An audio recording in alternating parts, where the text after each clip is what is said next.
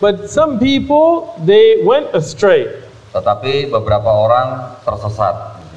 They started to change the words of God. Mereka mulai merubah kata Tuhan. But the words of God cannot be changed. Tetapi kata Tuhan tidak dapat dirubah. So they would hide the truth. Maka mereka akan menyembunyikan kebenaran. And they would write with their hands. Dan mereka akan menulis dengan tangan sendiri. And attribute it to Allah. Dan diatribusikan kepada Allah. Na'udhu billah. Na'udzubillah.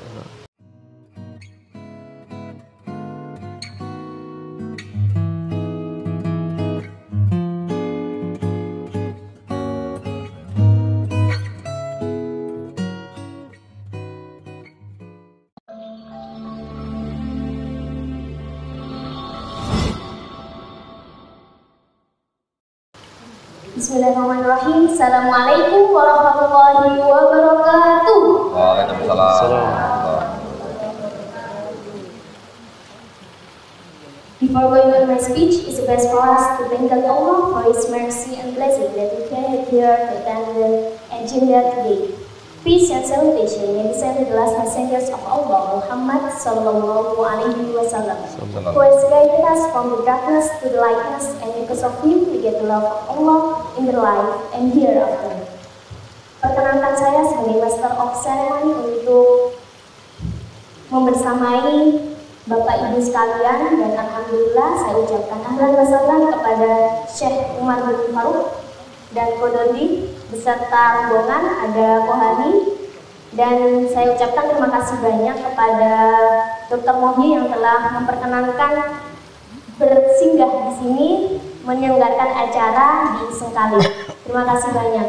Kami dari Walaf Center Nasional Hagia Sophia Indonesia alhamdulillah berkesempatan untuk menjadi tuan rumah kedatangan dari Syekh Umar bin Faruq. Alhamdulillah kita akan mengkaji seminar dengan tema Islam for Peace, dan di sini insya Allah akan dibersamai oleh Kodogi sebagai translator.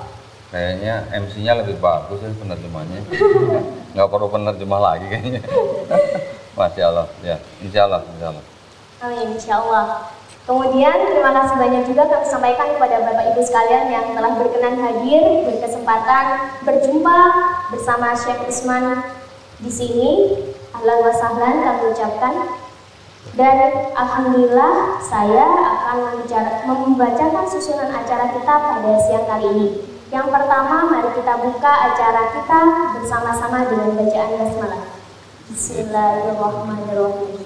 Alhamdulillah. Acara yang kedua, kami akan melantunkan lantunan ayat suci Al-Quran yang akan dibacakan oleh saudara kita Ilham Bilang Berat. Kepadanya waktu dan tempat kami persilahkan. Assalamualaikum warahmatullahi wabarakatuh. Waalaikumsalam. A'udzu billahi minasy syaithanir rajim. Bismillahirrahmanirrahim.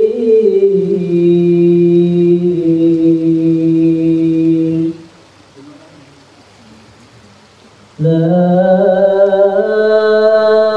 uqsimu biyaumil qiyamah wa la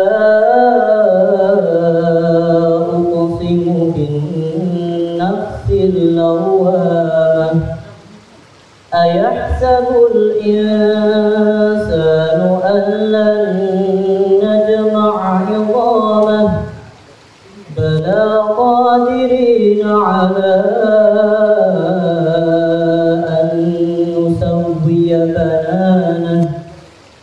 bal yuridul insanu liyafjura amamah yas'alu ayyana yawmul qiyamah fa idza bariqal basar wa khasafal qamar wa jumi'ash syamsu wal qamar yaqulul insanu yawma'idhin aynal mafar kalla la wazar ila rabbika yawma'idhinil mustaqar yunabba'ul insanu yawma'idhin قدم وأخر بل الإنسان على نفسه بصيرة ولو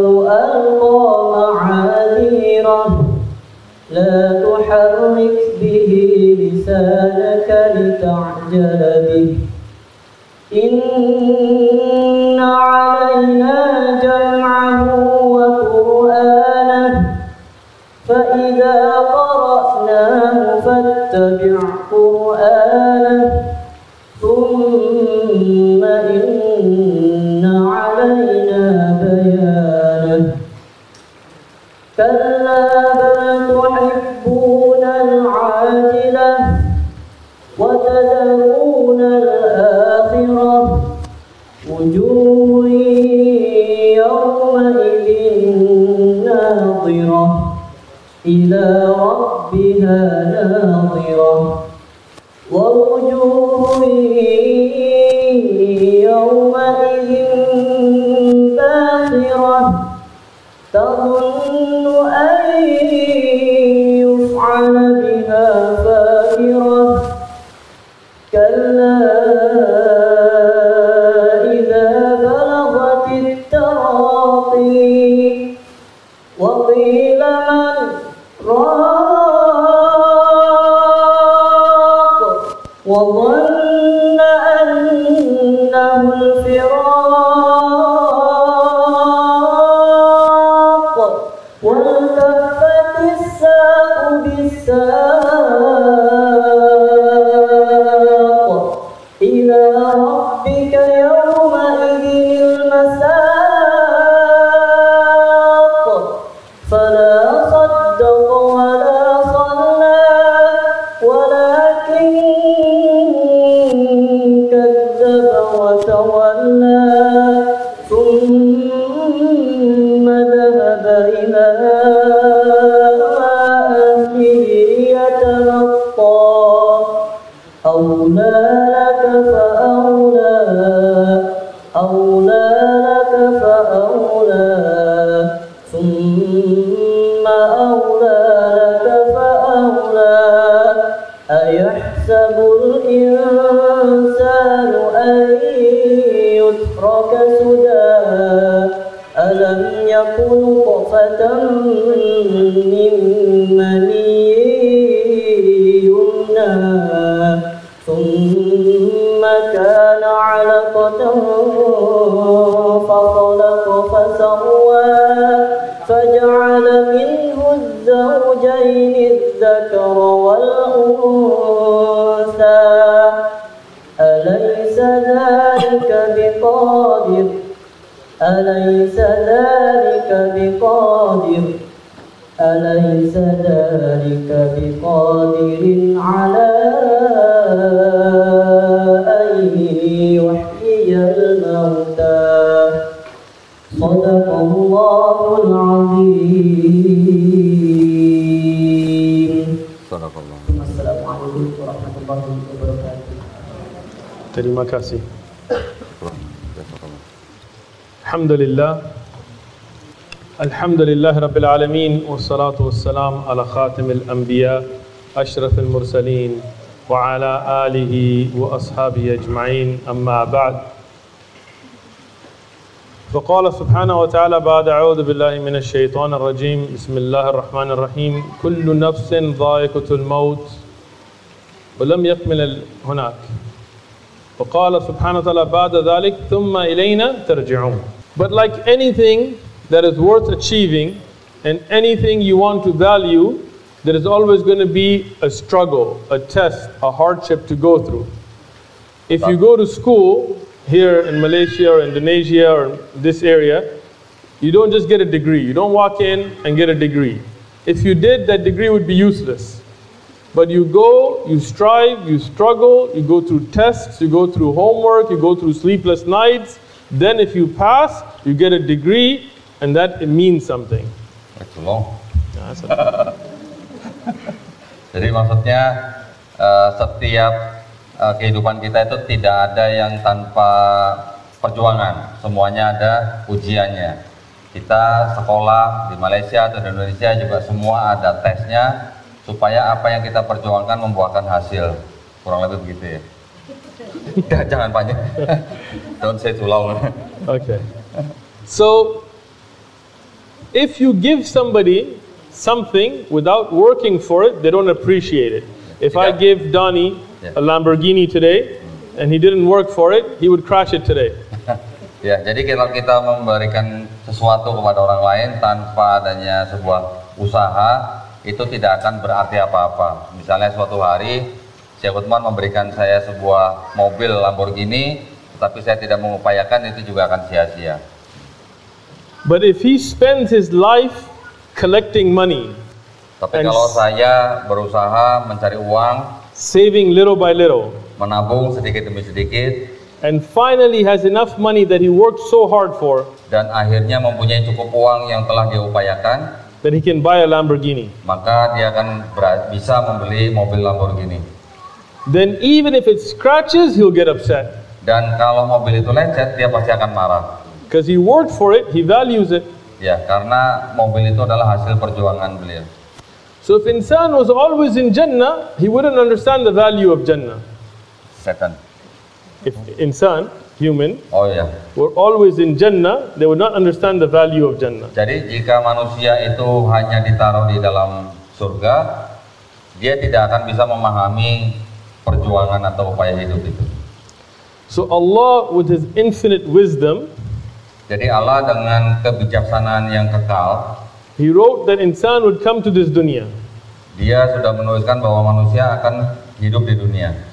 And before that, He asked us, "Am I your Lord?" We all said yes. Ya, jadi sebelum kita dilahirkan atau diturunkan ke dunia, Allah Subhanahu Wa Taala sudah bertanya kepada kita, bukankah aku ini Tuhanmu? But then in the dunya, you get the test. Tetapi ketika di dunia kita mendapatkan ujian. فقال سبحانه وتعالى الذي خلق الموت والحياة ليبلوكم أيكم أحسن عملا.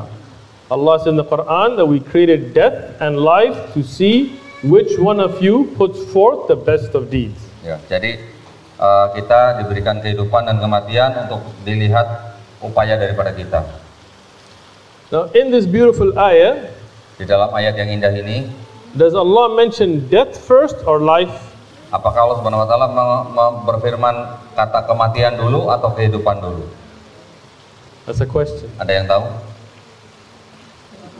Don't want you guys sleeping. Live. Life? Allah, you guys got the ayah wrong. الذي خلق الموت والحياة. Maut dulu. Kematian dulu. Change your minds now. Berubah pikiran sekarang. So what does Allah SWT mention first? Jadi apa yang difirmankan Allah Subhanahu Wa Taala pertama kali? Kematian, maut. And then life. Kemudian kehidupan. Okay, do you live first or do you die first? Jadi kita hidup dulu atau mati dulu? Hidup dulu dong. Right? They said die first. Nggak, maksud kita manusia diberikan kehidupan, kita hidup dulu baru mati atau mati dulu baru hidup? Ah, hidup dulu, life first. Life. So Christians might think, oh, there's a mistake in the Quran. Orang-orang Kristen mungkin berpikir ada kesalahan dalam Quran, But there is no mistakes in the Quran. tetapi tidak ada kesalahan di dalam Quran. Kalamullah, the words of Allah. Kalamullah yaitu kata-kata atau firman Allah. So why is death mentioned before life? Jadi kenapa kematian diucapkan sebelum kehidupan? As the ulama of tafsir, they mention, Sebagaimana dengan ulama-ulama tafsir mengatakan, the meaning of the word death here is the worldly life. jadi arti kata kematian itu sebenarnya adalah hidup kita di bumi. Because it was meant to die. Kita memang ditakdirkan untuk mati. And the meaning of life, hayat, is the hereafter. Arti daripada kata kehidupan itu artinya adalah nanti di akhirat. Because you're meant to live forever. Karena kita ditakdirkan nanti untuk hidup selamanya. So the real life is the akhirah. Jadi hidup yang sebenarnya adalah di akhirat. This life is temporary. Hidup ini adalah sementara. And to remind us, Allah subhanahu wa ta'ala, He sent prophets. Dan untuk mengingatkan, Allah Subhanahu wa taala mengirimkan atau mengutus nabi-nabi. And every prophet brought the same message. Dan setiap nabi memberikan atau menyampaikan pesan yang sama. Even if we look in the Old Testament today, Kalau kita melihat daripada perjanjian lama sekarang di Bible, or in the New Testament as well, ataupun juga yang di perjanjian baru dalam Bible, you find the 10 commandments. kita menemukan atau kita bisa melihat 10 perintah Allah. The first commandment Perintah yang pertama, is, "Hear, O Israel, your Lord is one." yaitu dengarlah bangsa Israel, Tuhanmu adalah Esa. I mean, that was the message throughout every prophet. He told the people that God is one.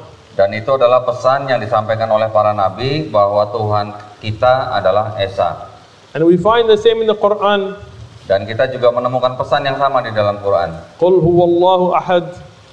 Qul huwallahu ahad. That's it. Allah is one. But some people, they went astray. Tetapi beberapa orang tersesat. They started to change the words of God. Mereka mulai merubah kata Tuhan.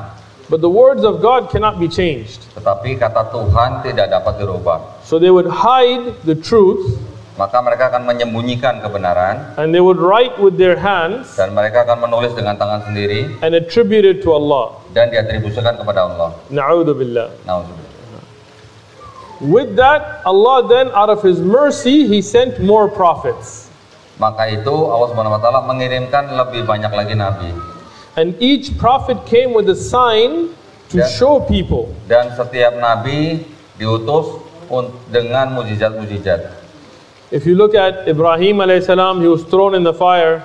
Jika kita lihat kisah Nabi Ibrahim alaihissalam, dia dilempar ke dalam api. Nuh alayhi salam had the flood. Nabi Nuh alaihissalam diberikan banjir air bah. Musa alayhi salam, he split the ocean. Nabi Musa alaihissalam diberikan mujizat membelah laut. Isa ibn Maryam was born without a father. Nabi Isa putra Maryam lahir tanpa seorang ayah. But each prophet, Tetapi setiap nabi menyembah hanya kepada Allah Subhanahu wa taala. people started to deviate. They left the right path. Orang atau manusia mulai menyimpang keluar daripada jalan yang lurus. Like in the time of Musa alayhi salam, they started to worship the golden cow. Ketika pada zaman Nabi Musa alaihissalam, bangsa Israel mulai menyembah patung sapi. So then the prophets would bring them back to the right path. Maka kemudian para nabi akan membimbing mereka kembali jalan yang benar. And this is the mercy of Allah. Dan ini adalah kasih atau rahmat daripada Allah Subhanahu wa taala. If Allah didn't send the Quran, didn't send the Injil, didn't send the Torah, didn't send the Zabur, Jika Allah Subhanahu wa taala tidak menurunkan Quran, tidak menurunkan Injil, tidak menurunkan Zabur ataupun Taurat, if He didn't send Musa alayhi salam or Ibrahim alayhi salam or Isa alayhi salam or Muhammad alayhi salatu salam, jika Allah Subhanahu wa taala tidak mengutus Nabi Musa alaihissalam, Nabi Ibrahim alaihissalam, Nabi Isa al-Masih alaihissalam dan juga Nabi Muhammad sallallahu alaihi wasallam, nobody could question Allah. tidak ada yang bisa bertanya kepada Allah Subhanahu wa taala. But Allah is loving and merciful, Tetapi Allah Subhanahu wa taala Maha Pengasih lagi Maha Penyayang. so He sent these prophets Maka Dia mengutus para nabi and these messages dan pesan-pesannya to guide mankind. untuk membimbing manusia. Isa ibn Maryam, Isa putra Maryam, he would make salah by putting his head to the ground. dia juga bersujud. We find this in hadith, Kita juga bisa membaca di dalam hadis.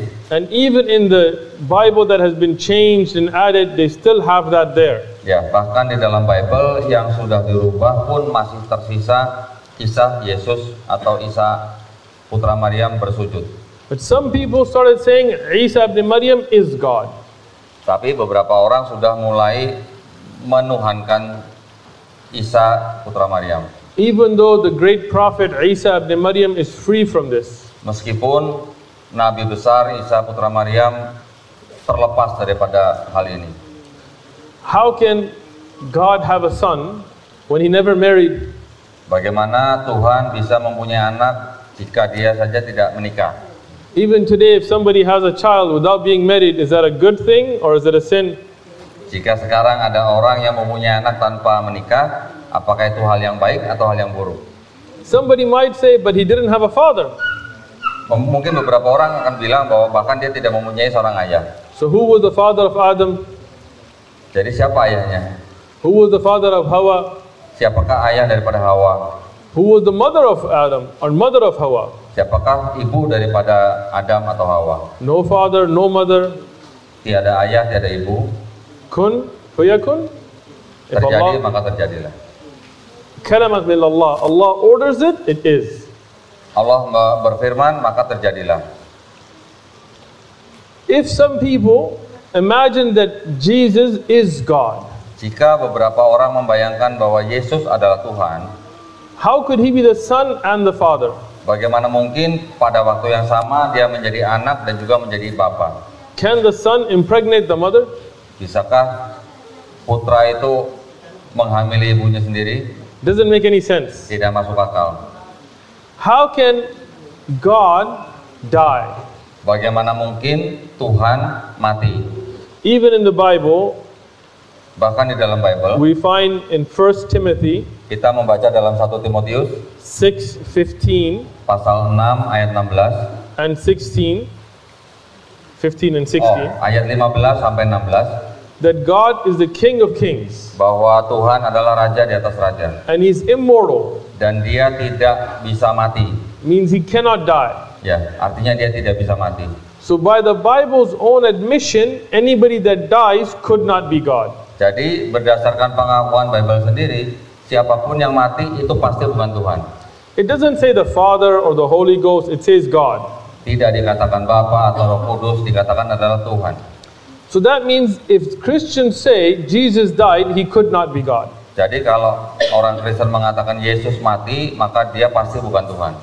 In the Old Testament, we find that God knows everything. Di dalam Perjanjian Lama dikatakan bahwa Tuhan Maha mengetahui.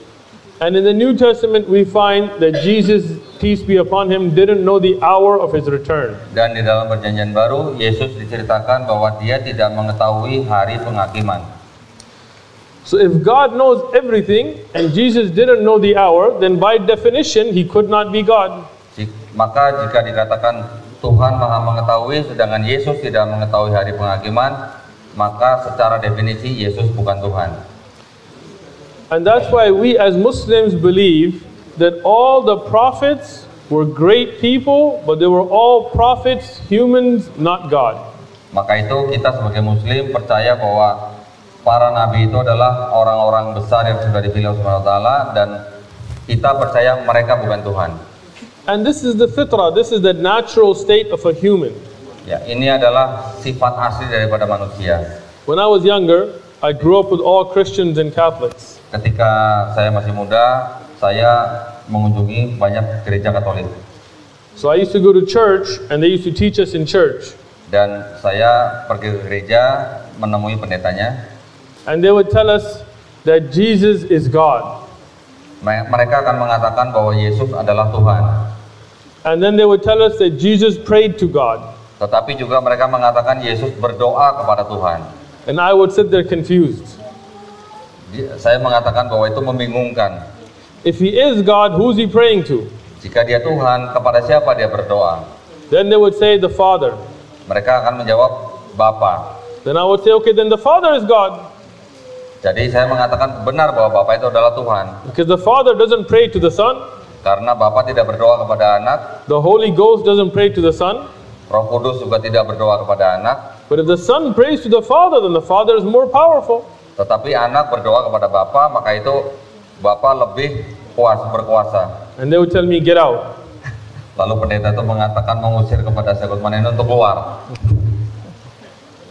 They would tell us that we're born with sin, or the original sin. Mereka akan mengatakan bahwa kita akan lahir dengan dosa waris. How did we get the sin? Bagaimana kita bisa berdosa? They said Adam ate from the tree. Mereka mengatakan bahwa karena Adam sudah memakan buah dari buah kehidupan, pohon kehidupan. And they said from that every child is born sinful. Dan mereka mengatakan bahwa sejak saat itu setiap manusia yang dilahirkan itu sudah membawa dosa. It's the first thing that didn't make sense. Hal pertama saja sudah tidak masuk akal. If Dondi killed somebody, May Allah protect you. Jika saya membunuh seseorang, Can I put his son in jail? bisakah saya memenjarakan anaknya Or his grandson? atau kakeknya, Or great grandson? atau cucunya atau cicitnya? No, right? Anybody agree with that? Tidak bisa, semuanya setuju ya. So if his son is not accountable for his sin, how can we be sinful from the action of Adam alaihi salatu wassalam? Jadi bagaimana kalau anak saya tidak bertanggung jawab atas dosa yang saya lakukan? Bagaimana mungkin kita bertanggung jawab untuk dosa orang lain atau yang dilakukan oleh Adam? And if we take this idea from the Christian that people are born with sin, how do we get rid of the sin? Jadi kalau kita menggunakan gagasan dari Kristen ini bahwa manusia lahir dengan dosa, bagaimana kita keluar daripada dosa ini?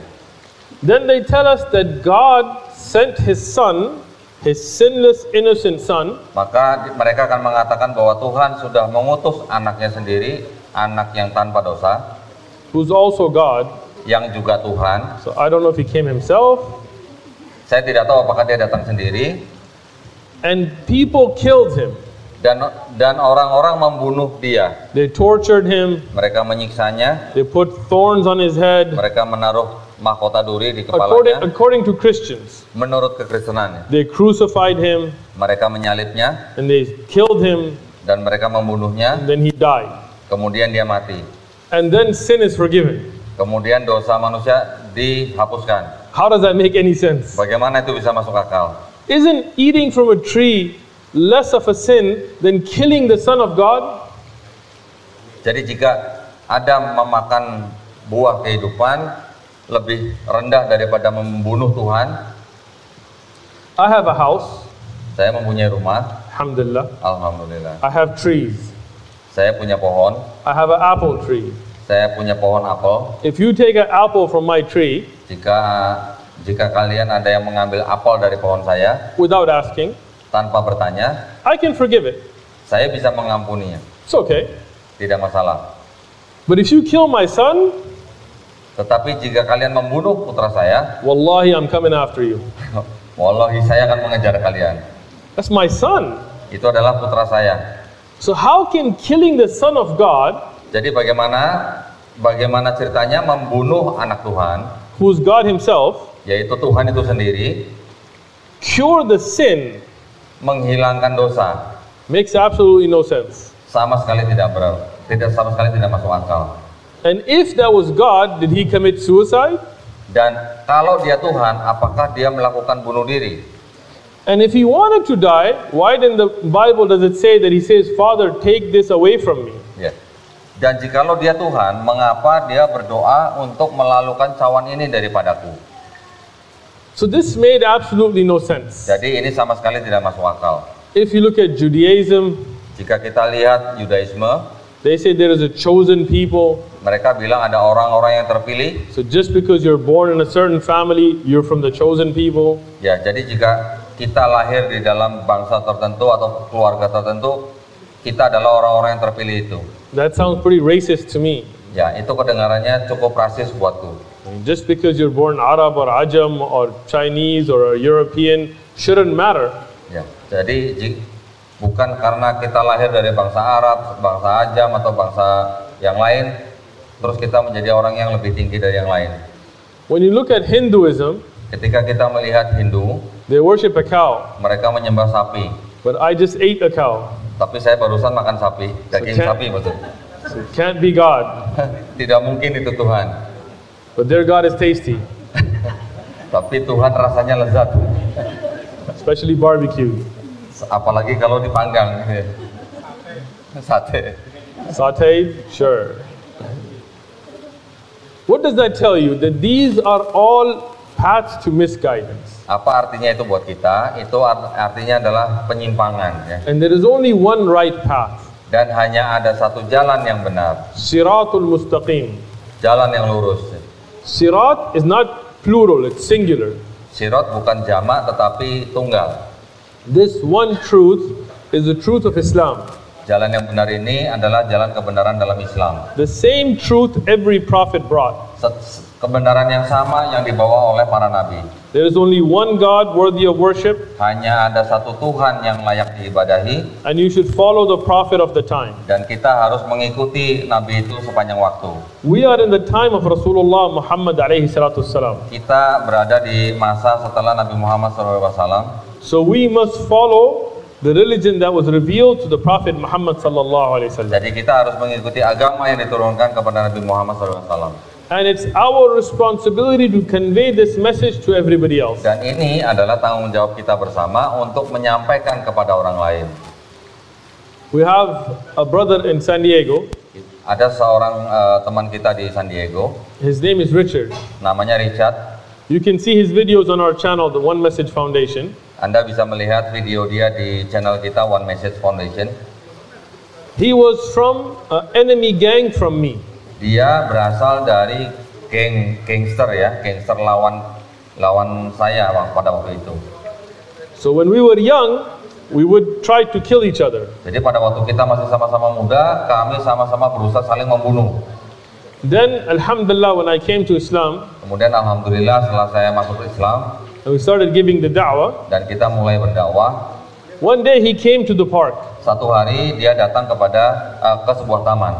He didn't tell me who he is, Dia tidak mengatakan siapa dirinya and I didn't recognize him. dan saya juga tidak mengenalnya.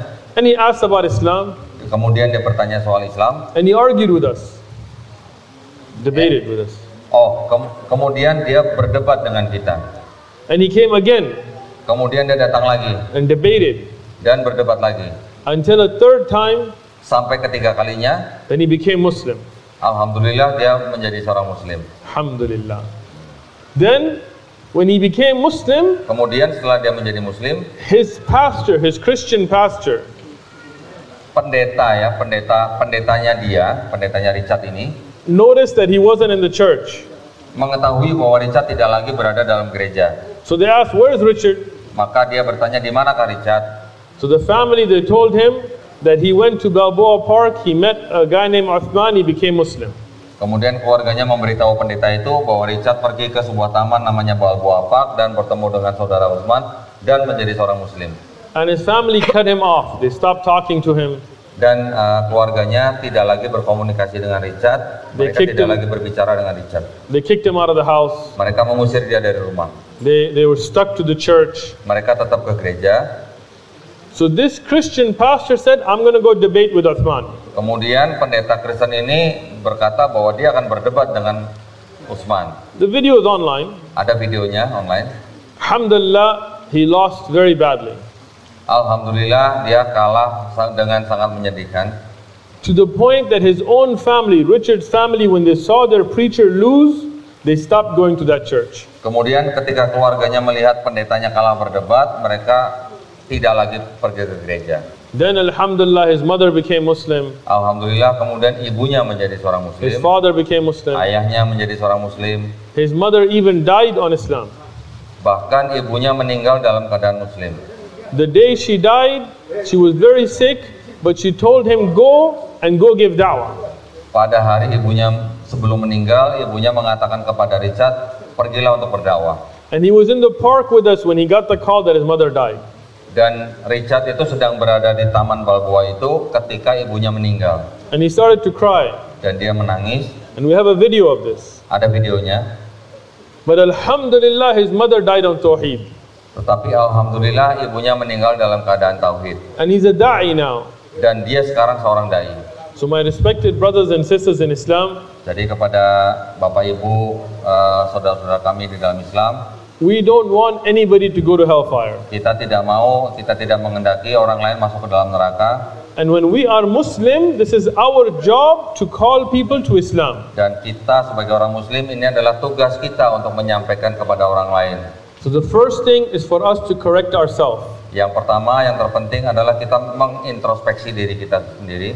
Make sure we have the right aqidah, Apakah kita sudah mempunyai akidah yang benar? that we're worshiping Allah subhanahu wa ta'ala as He ordered us, Apakah kita menyembah Allah Subhanahu wa taala sesuai yang diperintahkan? following the way of Rasulullah sallallahu alaihi wasallam. Mengikuti jalan yang ditunjukkan oleh Nabi Muhammad SAW. Not that we have to be perfect, Tidak harus kita menjadi sempurna, but we have to try our best. tetapi kita harus berusaha sebaik-baiknya.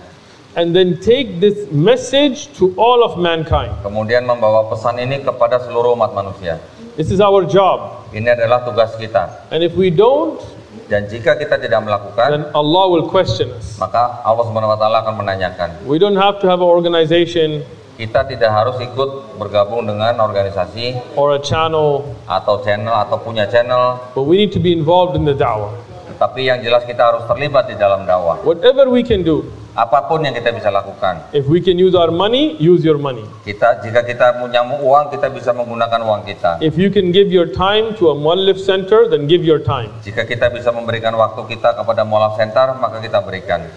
If you have social media like YouTube or Twitter or Instagram, Jika kita mempunyai media sosial media seperti YouTube, Instagram atau Twitter, stop putting pictures of yourself berhentilah memasang foto kita or what you're eating. atau apa yang kita makan. Nobody cares.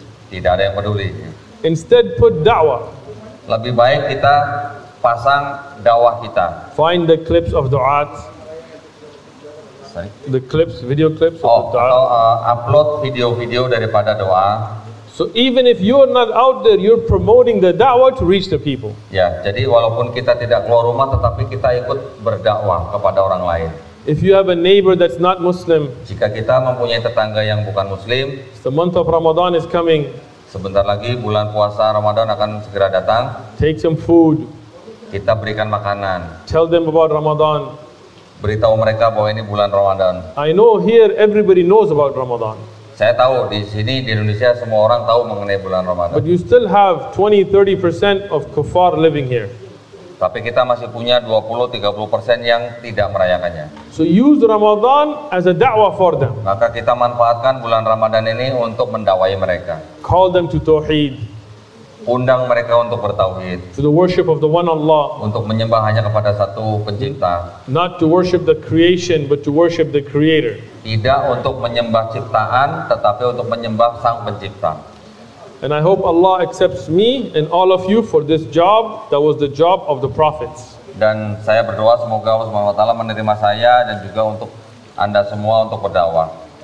So I will open up for questions now. Ya, sekarang boleh waktunya bertanya. Silakan jika ada yang mau bertanya.